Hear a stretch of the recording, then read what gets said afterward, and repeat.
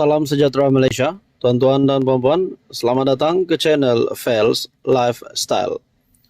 Sebelum ini kita digemparkan dengan nama Abdul Hadi Awang yang disebut-sebut berkaitan dengan ceramahnya yang menyentuh garisan merah isu 3R. Disahkan oleh polis Bukit Aman, Hadi akan diminta untuk berjumpa dengan penguatkuasa polis Bukit Aman. Terkini dalam satu artikel dari BH Online. Kenyataan Hadi hanya pandangan pribadi terhadap ajaran Islam. Kenyataan dari peguam kanan. Seorang peguam kanan berpandangan, bukan mudah untuk menggantung kuasa lembaga pengampunan kerana urusan itu perlu melalui pelbagai proses berlandaskan undang-undang tubuh negeri. Peguam Datuk Syamsuddin Nawawi berkata, demikian sebagai mengulas kenyataan dibuat ahli Majlis Pimpinan Pusat Parti Amanah Negara, Amanah, Faiz Fadzil yang mencabar Presiden PAS Tan Sri Abdul Hadi Awang menggantung kuasa lembaga pengampunan negeri di tadbir PAS. Selepas ahli parlimen Marang itu mendakwa cara negara ini memberikan pengampunan kepada pesalah tidak selari apa yang diajarkan Islam. Selain itu, Syamsuddin berpandangan, kenyataan Abdul Hadi mungkin disalah tafsir sehingga dipolitikkan sewenang-wenangnya oleh orang politik. Walhal apa yang dilontarkan hanya pandangan pribadi pemimpin PAS itu yang memetik apa diajar dalam Islam. Kenyataan Abdul Hadi tidak ada apa. Ucapannya mungkin difahami dalam konteks lain. Pada saya ada dua konteks. Pertamanya, agama Islam dan keduanya politik. Mengenai hukum Islam, kita tak boleh berbalah kerana apapun ideologi parti sekalipun. Kalau hukum kata begitu, begitulah. Letak dalil, petikan ayat Al-Quran, hadis dan sebagainya, kita tak boleh pertikai sebagai orang Islam. Yang kita boleh pertikai adalah konteks politik. Biasalah dalam politik kita menimbulkan beberapa isu. Kalau kita menimbulkan beberapa isu, bukan bererti kita nak mengubah perlembagaan. Tidak. Mungkin itu pandangan pribadinya sendiri dan tidak melambangkan sesuatu langkah yang akan dibuat oleh partinya. Tidak semestinya selepas ini PAS akan bersetuju nak pindah perlembagaan negeri. Contohnya kalau di Terengganu yang mana PN menang ke semua 32 kerusi DUN, apa juga pindaan berkait dengan raja di negeri itu mestilah mendapat persetujuan raja terlebih dahulu.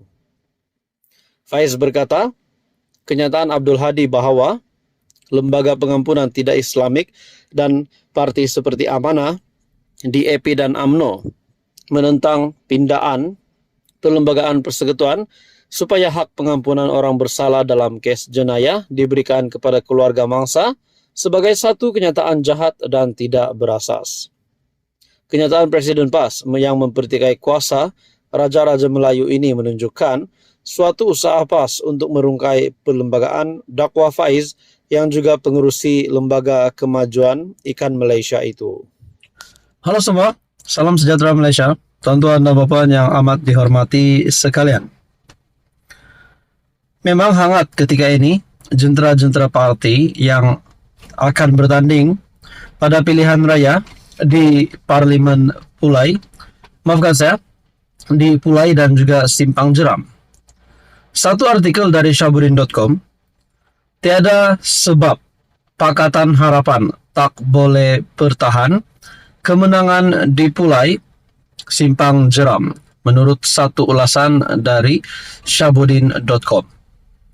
Adakah di sini Pakatan Harapan akan terus melebarkan sayap kemenangan di Pulai dan juga Simpang Jeram? Dan kalau ini benar, pasti cita-cita Perikatan Nasional akan sekali lagi hancur. Dalam ulasan dari Syabuddin.com, pilihan raya kecil Parlimen Pulai dan Dun Simpang Jeram pada 9 September amat menjadi idaman bagi PN atas matlamat yang berbeza. Bagi Pulai, seperti mana diulang oleh Presiden PAS Hadi Awang, PN mahu menjadikannya sebagai pencetus kepada perubahan kerajaan di peringkat pusat. Setelah gagal menjadikan PRN 6 negeri yang baru berakhir sebagai referendum penolakan kepada Anwar Ibrahim dan Kerajaan Perpaduan, PN kini beralih pula kepada pilihan raya kecil Pulai untuk meneruskan impian dan angan-angan mereka. Entah macam mana ia boleh berlaku, tetapi yang berputar dalam pemikiran Hadi, jika PN menang di Pulai nanti, bagi bekas duta bertaraf menteri itu, ia bermakna pendeklah riwayat politik Anwar Ibrahim selaku Perdana Menteri.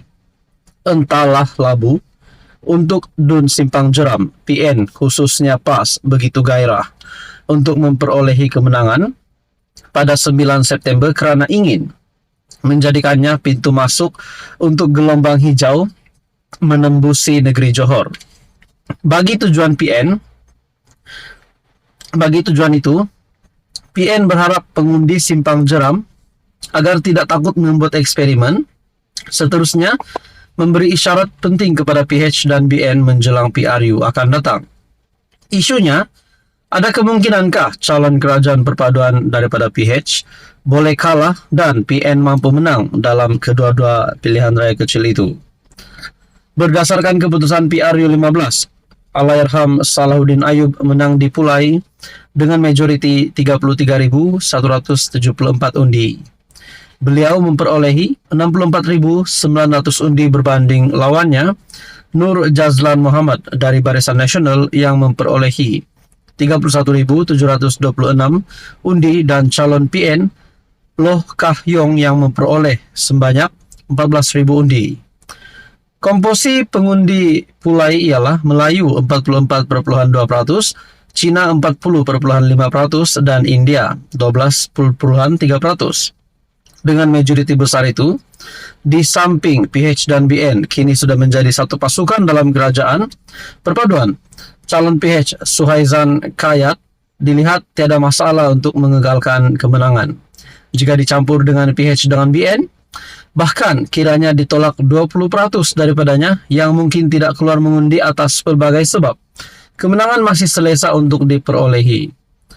Jadi adakah di sini kemenangan ataupun seperti yang diulas oleh Syahabuddin.com, tiada sebab PH tak boleh pertahan kemenangan di Pulai Simpang Jeram?